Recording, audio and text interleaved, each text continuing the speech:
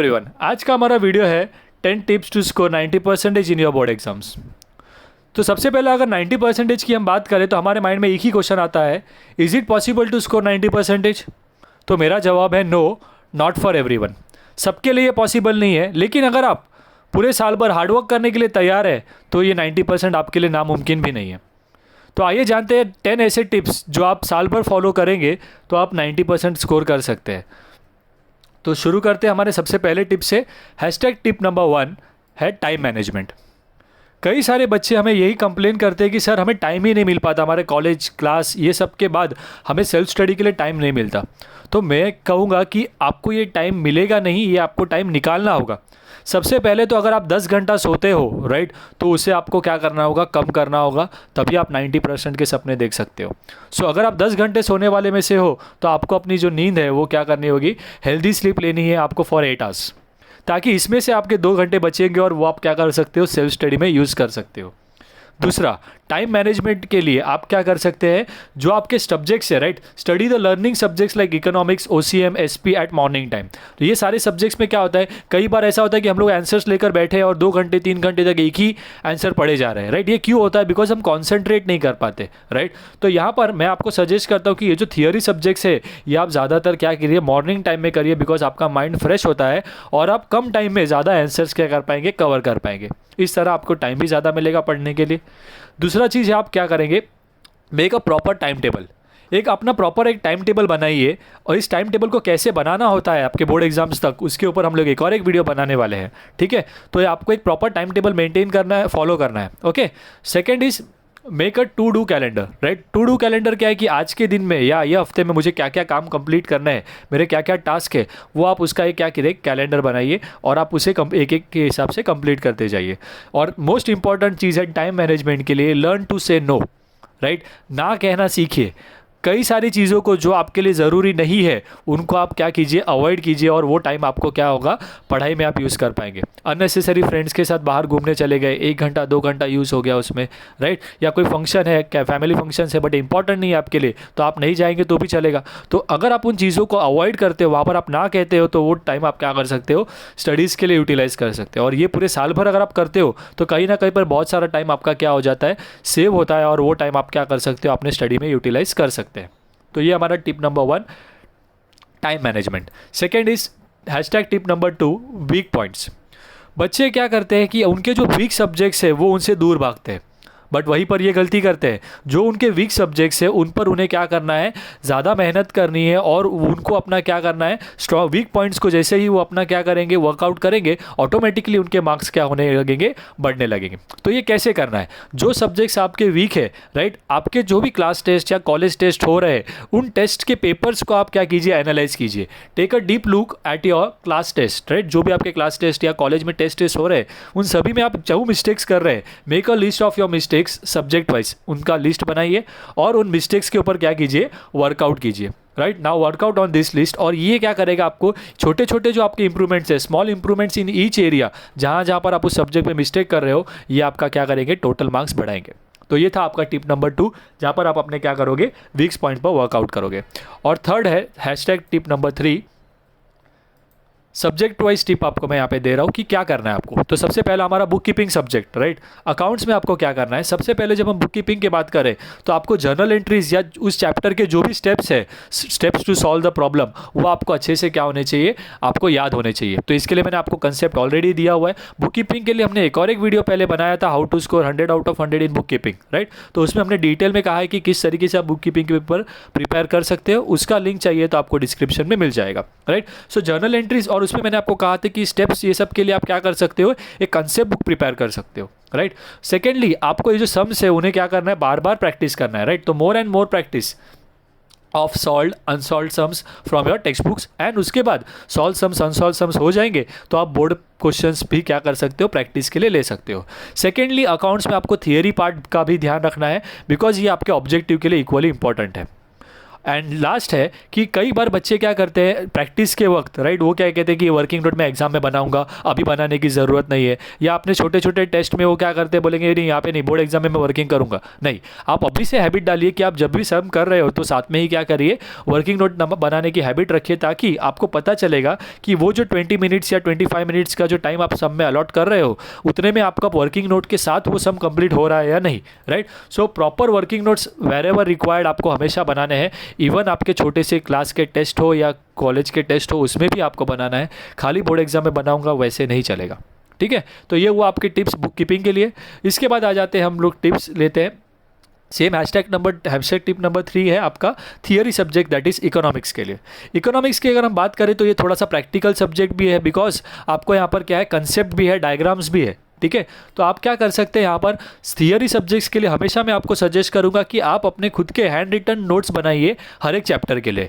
ये थोड़ा सा टाइम कंज्यूमिंग है, कई बच्चे मुझे यही कंप्लेन करते हैं, सर हम लोग नोट्स बनाने बैठेंगे तो हमारा टाइम बहुत यूटिलाइज हो जाएगा, बट ये सबसे मोस्ट इफेक्टिव मेथड है थियरी सब्जेक्ट्स के लिए। जब आप खुद से नोट्स बनाते हो, राइट, तो उन नोट्स को बनाने के लिए जब आप बैठ रहे हो, तब आपको एक टाइम जब आप लिख रहे हो तभी आपका थोड़ा सा याद हो जाता है। और ये आपके नोट्स आप एक अलग डिफरेंट नोट बना सकते हो। किस तरीके से, आप टेक्स्ट बुक के साथ और एक दो रेफरेंस बुक लेकर बैठिए और हर एक में से आपको जो पॉइंट्स अच्छे मिल रहे हैं वो अपने नोट्स में क्या कीजिए, इंक्लूड कीजिए। तो एग्जामिनर भी जब आपके ये आंसर चेक करेगा तो उसे वैरायटी में एक आंसर मिलेगा और हो सकता है कि वो आपको एक्स्ट्रा मार्क्स दे, राइट। तो एक हैंड रिटन नोट्स आप अभी से मेंटेन करेंगे तो आपको वो बोर्ड एग्जाम्स तक यूज़ होगा। तो ये आपके लिए टाइम वेस्ट नहीं है, ये आपका इन्वेस्ट किया हुआ टाइम है, जो आपको बोर्ड एग्जाम्स के वक्त या उसके पहले जो आपके 2-3 महीने जो आप रिविजन्स करोगे, ये आपको बहुत हेल्पफुल रहेंगे। सेकेंडली, इकोनॉमिक्स में जैसे कि मैंने आपको कहा कि प्रैक्टिकल भी है, यहाँ पर डायग्राम्स भी होंगे, सो आपको डायग्राम की अच्छी से प्रैक्टिस करनी है यहाँ पर। इसके बाद आप क्या कर सकते हो, यहाँ पर पास्ट पेपर सॉल्व कर सकते हो फॉर प्रैक्टिस। इकोनॉमिक्स के बाद हम लोग आ जाते हैं नेक्स्ट सब्जेक्ट पर, दैट इज़ हमारे ओसीएम और एसपी। ये भी हमारे थियरी सब्जेक्ट्स है। इसके लिए अगेन मैं आपको सजेस्ट करता हूँ कि आप क्या करें, हैंड रिटन नोट्स प्रिपेयर करेंगे फॉर एवरी सब्जेक्ट। और सेकेंडली, ये नोट्स प्रिपेयर करने के बाद, आइदर वो इकोनॉमिक्स का हो, ओसी का हो, एसपी का हो, नोट्स प्रिपेयर करने के बाद उनको आप क्या कीजिए, थोड़े थोड़े दिन के बाद उनका रिविजन करते रहिए, राइट। सो टाइमली रिविजन बहुत ही ज़रूरी है इन थियरी सब्जेक्ट्स का। बच्चे क्या करते हैं थियरी के लिए, मुझे यही पूछते हैं कि सर थियरी सब्जेक्ट्स में हम किस तरीके से प्रिपेयर करें। तो वेरी फर्स्ट स्टेप इज, आप सबसे पहले अपना खुद का नोट्स बनाइए और नोट्स बनाने के बाद उनका क्या कीजिए, टाइमली रिवीजन कीजिए। यानी कि एक चैप्टर का अगर नोट्स बनाया है तो 2-2 हफ्ते बाद उसे क्या कीजिए, आपने बनाए हुए नोट्स में से उसे रिवाइज कीजिए, रिकॉल कीजिए। Recall is the best method, right, to memorise the theoretical subjects. Okay, तो रिकॉल करना मतलब उसे वापस से खुद बुक बंद करके उसे याद करने की कोशिश करना, और वही टेक्निक है जिससे आप थियरी सब्जेक्ट्स को याद कर सकते हो। इसके अलावा थियरी सब्जेक्ट्स में आप पॉइंट्स पढ़ने के लिए कई सारे ऐसे टेक्निक्स है, राइट। न्यूमोनिक्स आप याद कर सकते हो, जैसे कि आप कि जो आंसर है उसके आपके फर्स्ट इनिशियल से आप एक कोड बनाते हो, राइट। तो ये तो आपको पता ही है, बहुत सारे बच्चे यूज़ भी करते होंगे। इसके अलावा और भी सारे टेक्निक्स है। माइंड मैपिंग भी एक सिस्टम है, आप यूट्यूब में सर्च कर सकते हो। Mind mapping charts and all बनाकर आप हेड पॉइंट्स को क्या करते हो, याद करते हो। तो ऐसे बहुत सारे टेक्निक्स है जो आप थियोरेटिकल सब्जेक्ट्स के लिए यूज़ कर सकते हो for your economics, OCM and SP. इसके अलावा अभी न्यू पैटर्न के हिसाब से केस स्टडी भी इंपॉर्टेंट हो गया है, तो केस स्टडी पर भी आपको ध्यान देना है, उसकी भी प्रैक्टिस लेनी है। और एसपी स्टूडेंट्स के लिए लेटर्स प्रैक्टिस करना बहुत ज़रूरी है, और एसपी के लेटर्स जो है ये आप ओरली प्रैक्टिस नहीं करेंगे, आपको रिटर्न में प्रैक्टिस करना है। ओके, तो ये रहेंगे आपके टिप्स फॉर थियरी सब्जेक्ट। इसके बाद आ जाते हैं हम नेक्स्ट सब्जेक्ट पर, दैट इज़ मैथ्स। मैथ्स के ऊपर हमने ऑलरेडी एक वीडियो बनाया हुआ है, how to score 100 out of 100 in your mathematics. इसमें हमने डिस्कस किया था, सबसे पहले तो मैथ्स के लिए प्रैक्टिस बहुत ही ज़रूरी है। आपको बार बार सारे ही अनसॉल्व्ड सम्स, सॉल्व्ड सम्स और मिसलेनियस एक्सरसाइज जो आपके हर चैप्टर के, उनको आपको प्रैक्टिस करना है, दैट टू रिटन प्रैक्टिस, ठीक है। उसके बाद हमने टाइम बचाने के लिए एक टेक्निक का बताया था कि EMD technique, that is easy, medium and difficult technique. इस टेक्निक के बारे में डिटेल में मैंने आपको उस वीडियो में बताया, how to score 100 out of 100 in mathematics. इसका लिंक भी आपको डिस्क्रिप्शन में मिल जाएगा, वो आप देख सकते हैं। उसके बाद आप क्या कर सकते हो, मैथ्स के लिए इंपॉर्टेंट फार्मूला का एक अलग सा बुक बनाइए, जहाँ पर आप मैथ्स 1 मैथ्स 2 के सारे ही जो इंपॉर्टेंट कंसेप्ट्स रहेंगे और जो फार्मूलाज है उनको क्या करें, लिख कर रखें। कंसेप्ट्स भी यहाँ पर लिखे फार्मूला के साथ, बिकॉज अभी के न्यू पेपर पैटर्न के हिसाब से मैथ्स में आपको ऑब्जेक्टिव्स भी पूछे जाने वाले हैं, ठीक है। तो आप कंसेप्ट भी लिखे और फॉर्मूला भी लिखे। इसके बाद आप सारे चैप्टर्स एक बार हो जाए आपके, तो आप क्या कर सकते हो, प्रीवियस ईयर के जो बोर्ड पेपर्स है उन्हें आपको सॉल्व कीजिए, ताकि आपको कॉन्फिडेंस आएगा कि हाँ आप ये बोर्ड पेपर सॉल्व कर पा रहे हैं, वो आपका कॉन्फिडेंस बूस्ट करेगा। इसके बाद आ जाते हैं हम एक हमारे बचे हुए सब्जेक्ट पर, दैट इज़ इंग्लिश। कई सारे बच्चे जो है यहाँ पर ये इस इंग्लिश सब्जेक्ट को अंडर एस्टिमेट करते हैं। So don't under estimate English, because कई बार मैं देखता हूँ कि रिजल्ट्स आने के बाद बच्चों के सबसे कम मार्क्स जो होते हैं वो लैंग्वेजेस ही होते हैं, जैसे कि उनके इंग्लिश और हिंदी में ही मार्क्स कम हो जाते हैं। बाकी 4 जो सब्जेक्ट्स हैं उनके, राइट, इकोनॉमिक्स है, ओसी है, मैथ्स एसपी है या बीके है, ये वो पूरे साल भर प्रैक्टिस करते हैं, बट वो पूरे साल इंग्लिश को नहीं हाथ लगाते या हिंदी को हाथ नहीं लगाते और उसी में उनके मार्क्स कम हो जाते हैं। तो आप इंग्लिश को जो है वो अंडर एस्टिमेट मत कीजिए, बिकॉज 10th स्टैंडर्ड जैसा यहाँ पर आपको बेस्ट ऑफ 5 नहीं होने वाला है कि जो सब्जेक्ट में सबसे कम है वो आपका इग्नोर किया जाएगा। यहाँ पर ऐसा बेस्ट ऑफ 5 एचएससी में नहीं है। तो कई सारे बच्चों के मार्क्स, राइट, बाकी सारे सब्जेक्ट्स में भले ही 90 एंड ऑल चले जाते हैं, बट जब आप इंग्लिश में 70 to 75 करते हो स्कोर, तो आपका जो परसेंटेज है वो 90 टच नहीं कर पाता। तो इसके लिए आपको इंग्लिश भी आपको प्रैक्टिस करते रहना। और कैसे करना है, आप कोई एक डे अलॉट कर दीजिए जहाँ पर आप क्या करोगे, इंग्लिश का प्रैक्टिस करेंगे। तो वीकली आपको एक दिन इंग्लिश को प्रैक्टिस करना ही है। कैसे प्रैक्टिस कर सकते हैं, ग्रामर के ऊपर वर्कआउट कीजिए। आप ग्रामर के टॉपिक्स का एक लिस्ट बना लीजिए कि हमारे बोर्ड एग्जाम पे कौन से टॉपिक्स के ऊपर ग्रामर पूछा जाता है। और डेली, मतलब जब भी आप वीकली आप एक कर रहे हो तो वीकली एक टॉपिक क्या कीजिए, आप ग्रामर का कीजिए, प्रैक्टिस करेंगे उसका। और नेक्स्ट टाइम से एक बार आपने वो टॉपिक सीख लिया है तो उसका प्रैक्टिस आप बीच बीच में कर सकते हो। और कोई भी एक बुक जो है, रेफरेंस बुक, आप क्या कीजिए, इंग्लिश के लिए परचेस कीजिए और उसे रेफ़र कीजिए। कोई भी पब्लिकेशन का जो आपको पसंद हो, आप उसका एक प्रॉपर बुक परचेस करके आप उसमें से सारी चीज़ें क्या कर सकते हो, इंग्लिश के लिए प्रैक्टिस कर सकते हो। तो इंग्लिश को एस्टिमेट ना करें, वरना आपके 90% के लिए ये डिफ़िकल्ट हो सकता है। ओके, सो यहाँ पर हुआ हमारे सब्जेक्ट वाइज टिप। अभी आ जाते हैं हम लोग टिप नंबर 4 पर। टिप नंबर 4 जो है वो बहुत ही आपके इंपॉर्टेंट रहेंगे board exam point of view, because ये आपका जो है वो टाइम डिसाइड करेगा कि आपके परसेंटेज बोर्ड एग्जाम में क्या होंगे। और ये टाइम है आपका लास्ट 3 मंथ्स। बोर्ड एग्जाम्स के पहले के 3 मंथ्स जो है वो आपको ध्यान रखना है कि वो आप अपने रिविजन्स और प्रैक्टिस, टेस्ट पेपर्स के प्रैक्टिस के लिए रखें। तो हमेशा आपको याद रखना है कि आपके जो भी लास्ट 3 मंथ्स है वो बहुत ही इंपॉर्टेंट रोल प्ले करते हैं आपके फाइनल एग्जाम्स, बोर्ड एग्जाम्स के परसेंटेज डिसाइड करने पे। सो आप प्रॉपर टाइम टेबल बनाइए पूरे साल के लिए, और जहाँ पर उस टाइम टेबल में आपके जो 3 मंथ्स होंगे वो आप अलॉट करेंगे किसके लिए, फॉर रिवीजन। और उसके पहले का जो टाइम है वो सारे टाइम में आप क्या करोगे, पहले के सारे महीनों में आपका जो फर्स्ट टाइम प्रैक्टिस है, फर्स्ट टाइम जो लर्निंग है, नोट्स मेकिंग है, वो सब आपके ये 3 मंथ्स के पहले हो जाना चाहिए। और वो 3 मंथ्स में जो है वो आप खाली अपने बनाए हुए नोट्स, राइट, पहले जो आपने सम्स किए हैं, ईएमडी टेक्निक से आपने जो भी चीज़ें की है, उन सभी का क्या करेंगे, आप रिवीजन करने में आप यूज़ करेंगे। और ये 3 महीने कई सारे कॉलेजेस में आपको छुट्टी भी होती है, प्रीलिम्स चालू हो जाते हैं, पोर्शन कंप्लीट हो जाता है, तो आप इजीली क्या कर सकते हो, वापस स्टडी के लिए टाइम ज़्यादा निकाल सकते हो। और यहाँ पर आपको कम से कम आपके डे का 1/3 टाइम इन्वेस्ट करना है, दैट इज़ 24 आवर्स में से आपको 8 आवर्स ऑफ अ डे जो है वो आपके बोर्ड एग्जाम्स के प्रिपरेशन के लिए पुट करना है। तब आप क्या कर सकते हो, 90% स्कोर कर पाएंगे। सो ये लास्ट 3 मंथ्स आपके लिए बहुत इंपॉर्टेंट रहेंगे। कई सारे बच्चे लास्ट 3 मंथ्स में पढ़ाई शुरू करते हैं, वो नो डाउट पहले से वो अच्छा परफॉर्मेंस तो उनका होता है, बट अगर आप 90 का एम रख रहे हैं तो वो लास्ट 3 मंथ्स में आपका रिवीजन के लिए ही होना चाहिए। आपकी जो फर्स्ट टाइम प्रैक्टिस या स्टडी है वो पहले ही 3 मंथ्स के पहले हुई रहनी चाहिए। ओके, अब आ जाते हैं हम लोग टिप नंबर 5। ये 3 मंथ्स की अगर हम बात करें तो ये टिप नंबर 5 आपके लिए बहुत इंपॉर्टेंट होगा कि डिस्ट्रैक्शन, स्टे फोकस्ड एंड से नो टू डिस्ट्रैक्शंस। आपके जो सोशल मीडिया है ये आपको कहीं ना कहीं पर बहुत ही डिस्ट्रैक्ट करते हैं। तो आपको ध्यान रखना है कि अभी अगर आप स्टार्टिंग में, साल के शुरुआत में इन्हें यूज़ कर रहे हैं तो कोई प्रॉब्लम नहीं, बट जैसे जैसे आपके बोर्ड एग्जाम्स नज़दीक आते जाएंगे तो आपको जो इनका यूज़ है वो क्या करना होगा, लिमिटेड करना होगा, रेस्ट्रिक्शंस डालने होंगे। अगर आप आज रोज़ 1 घंटा यूज़ करते हो, 2 घंटे यूज़ करते हो, तो धीरे धीरे आपको उसका टाइम जो है वो कम करते रहना होगा कि 2 घंटे का 1 घंटा हो, 1 घंटे का आधा घंटा हो, और फिर बोर्ड एग्जाम्स के टाइम उसका यूज़ जो है वो आप बंद कर सके।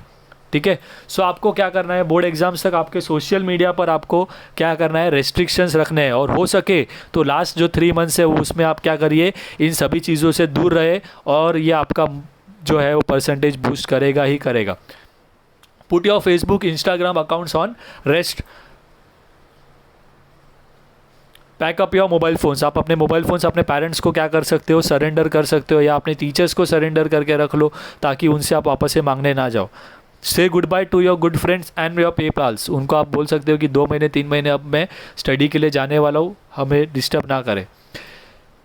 If you stay away from this distractions it will say easy to concentrate properly on your studies, right. ये जब आप इनसे दूर रहते हो तो ऑटोमेटिकली आपके पास कोई काम बचा नहीं है, तो आप ऑटोमेटिकली क्या कर पाओगे, पढ़ाई में अपना कॉन्सेंट्रेशन पुट कर पाओगे। और ये जो 3 मंथ्स जैसे कि मैं आपको कह रहा हूँ, राइट, वो 3 मंथ्स में अगर आपने पूरी अच्छी तरीके से 100% अपना दे दिया एफर्ट्स, तो आप 90 स्कोर कर सकते हो, आपको कोई नहीं रोक सकता।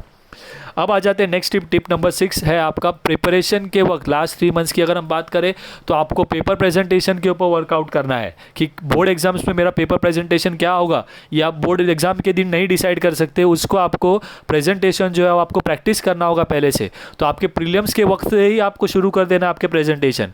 बोर्ड एग्जाम में आपका प्रेजेंटेशन में आपको क्या क्या चीज़ें ध्यान रखनी होगी, वो है practice on making your answer sheet look great, underline the important phrases, right. जो जो इंपॉर्टेंट लाइन्स रहेंगे उन्हें आप क्या कर दीजिए, अंडरलाइन कर सकते हो, राइट। जो आंसर्स रहेंगे मैथ्स में, जो फाइनल आंसर्स, उन्हें आप बॉक्स में पुट कर सकते हो।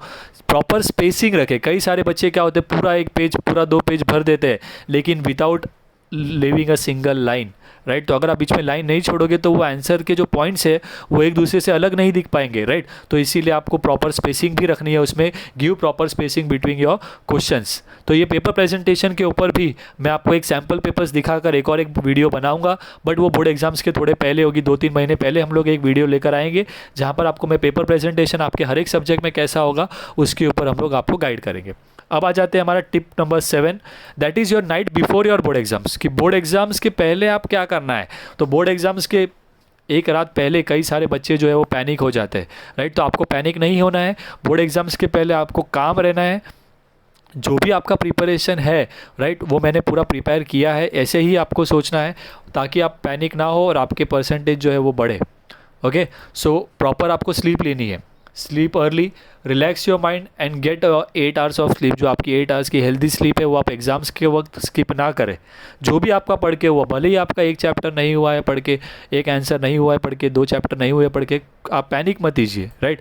आपको पैनिक नहीं होना है, आपको काम रहना है और अपना जो स्लीप है वो प्रॉपर कंप्लीट करना है। सेकेंडली, आपको सारी जो चीज़ें नेक्स्ट दिन बोर्ड एग्जाम्स में लेकर जानी है, उन चीज़ों की प्रिपरेशन पहले से करके रखिए, खास करके अपनी हॉल टिकट्स। तो ये बोर्ड एग्जाम्स के पहले आपको करनी है। सेकेंड, नेक्स्ट आ जाते हैं हम लोग टिप नंबर 8 पर। वो है आपकी एग्ज़ाम का दिन। एग्ज़ाम्स के दिन पर आपको क्या करना है, जिस दिन आपकी एग्ज़ाम होगी तो सबसे पहले आप क्विक रिवीजन कर लीजिए। और यहाँ पर जो आपने खुद के बनाए हुए अपने नोट्स है या आपकी जो EMD टेक्निक है, जो अकाउंट्स में आपने कंसेप्ट बुक बनाया है, ये सब आपको इस दिन काम आएगा। बिकॉज एग्ज़ाम के दिन आपको पूरा बुक रिवाइज करना है और उस वक्त पॉसिबल नहीं है कि आप हर एक कंटेंट को देख सके। तो जो इंपॉर्टेंट कंटेंट्स है आपके लिए, जो डिफ़िकल्ट लगते हैं आपको, उन सबको आपने अपने कंसेप्ट बुक में अलग जगह पर लिख कर रखा होगा, तो वो आपको क्या करेगा, इस टाइम पर हेल्प करेगा एग्ज़ाम के दिन पर रिवीजन करने के लिए। और अगर आपको ऐसा कोई लग रहा है, राइट, कि ये चीज़ मैंने नहीं देखा है, if you find something that you don't know, leave it. उसे आप नए टॉपिक्स को उस दिन एग्जाम के दिन हाथ मत लगाइए।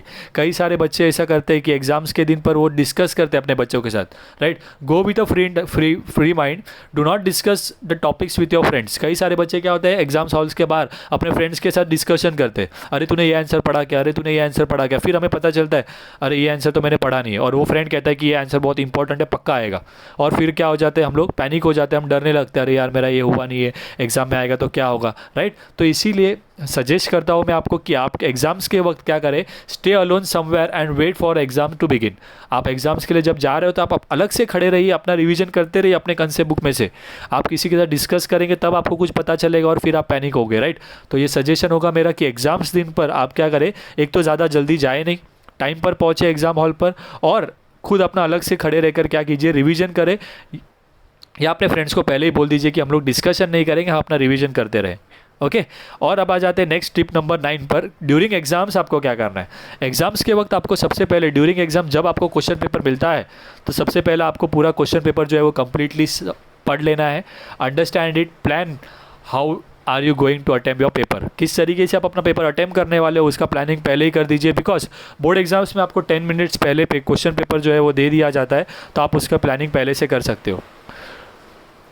Do each and every questions with same hand writing, formatting and neatness. कई सारे बच्चे क्या होते हैं, स्टार्टिंग में हैंड राइटिंग बहुत अच्छी होती है, 3-4 पेज बाद हैंड राइटिंग धीरे धीरे धीरे खराब होती जाती है, राइट। तो आपको वो नहीं करना है, इसकी प्रैक्टिस आप पहले से रखिए। प्रीलियम के वक्त से ही आप क्या कीजिए, उसे हैबिट रखिए कि आप मेंटेन रखिए अपनी hand writing through out the paper. उसके बाद बोर्ड एग्जाम्स के पेपर जब आपके कंप्लीट हो जाते हैं तो आप उसे चेक करना ना भूलें cross check your answer sheets twice thrice if needed, right. Maths हो, अकाउंट्स हो, तो उसे आप 2-3 बार देखिए, कहीं पर आपने सिली मिस्टेक ना कर दी हो। उसके बाद जो आप चेक कर रहे हो तो आपको जो इंपॉर्टेंट पॉइंट्स लग रहे हैं, राइट, या आपने कोई पॉइंट इंक्लूड नहीं किया तो आप वो लाइन इंक्लूड कर सकते हो। कोई इंपॉर्टेंट पॉइंट है तो उन्हें आप क्या कर सकते हो, हाईलाइट भी कर सकते हो। ओके, तो ये था आपके लिए टिप नंबर 9।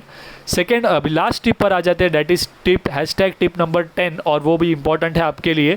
कई बार क्या होता है, हम ऐसे कोई मोटिवेशनल वीडियोस देखते हैं और हम लोग मोटिवेट हो जाते हैं, बट ये मोटिवेशन क्या हो जाता है आपका, 3-4 दिन बाद वापस से आप वही ओल्ड मूड पे चले जाते हो, फिर वही आपकी क्या हो जाते हैं, आप लेज़ी हो जाते हो, राइट। तो #टिप नंबर 10 क्या है कि आपको भूलना नहीं है कि क्यों आपको ये एफर्ट्स लेने हैं, राइट। आपको जो वाई शीट है, इसे मैं कहता हूँ वाई शीट क्या है आपका, कि आप ये चीज़ जो है वो मेहनत क्यों कर रहे हो वो आपको भूलना नहीं है, राइट। तो एक ऐसा एक शीट आप अपने क्या कर सकते हो, अपने स्टडी टेबल पर, अपने घर पर जहाँ पर आप बैठकर पढ़ते हो, और ये आपके सामने रहे, ताकि आपको हमेशा याद कराता रहे कि मेरा जो एम है बोर्ड एग्जाम का वो है 90%, तो ये मुझे भूलना नहीं है। आप अपने मोबाइल फ़ोन में, राइट, अपना जो स्क्रीन सेवर है, जो अपना स्क्रीन मोबाइल पर जो आपका डिस्प्ले फ़ोटो होता है, वो आप क्या कर सकते हो, सेव कर सकते हो। इस तरह से कोई अपना जो टारगेट है, अपना जो गोल है वो आप रखिए, ताकि जब आप मोबाइल पर टाइम पास कर रहे हो, तब आप जब उसे देखते हो तो आपको याद आएगा कि यार मेरा तो टास्क है, मेरा ये गोल है 90%, तो अगर इस तरीके से मैं मोबाइल अगर यूज़ करता रहा तो वो मैं अचीव नहीं कर पाऊंगा। तो बार बार आपको वो याद कराता रहेगा कि मेरा जो स्कोर है वो क्या है, 90% है, और मैं अचीव करके ही रहूँगा। तो इस तरीके का एक चार्ट जो है वो मैंने आपको लिंक में दिया हुआ है डिस्क्रिप्शन में, आपको डाउनलोड करके क्या कर सकते हो, उसका प्रिंट निकाल कर यूज़ कर सकते हैं। तो ये था हमारे ऐसे 10 टिप्स जिनको आप क्या करेंगे, पूरे साल भर फॉलो करेंगे तो आप बोर्ड एग्जाम्स में क्या कर सकते हो, ईजीली 90% क्या कर सकते हो, स्कोर कर सकते हैं। तो ये 10 टिप्स आपको पूरे साल भर फॉलो करने हैं। So follow this tips with full focus and enthusiasm and you can score much more than you expect, right. अभी आप जो भी स्कोर करते रहेंगे आप उससे अच्छा स्कोर करेंगे, और अच्छे से अगर आप पूरे साल भर स्कोर कर रहे हो तो आप 90% स्कोर कर पाएंगे। Wish you good luck for your board exams. और अगर आपने हमारे चैनल को सब्सक्राइब नहीं किया है तो हमारे चैनल को सब्सक्राइब कर दे, ताकि आपको जो भी आने वाले वीडियोस है हमारे, उसके अपडेट्स मिलते रहे। और ये वीडियो अगर आपको पसंद आया है तो इस वीडियो को लाइक करना ना भूले,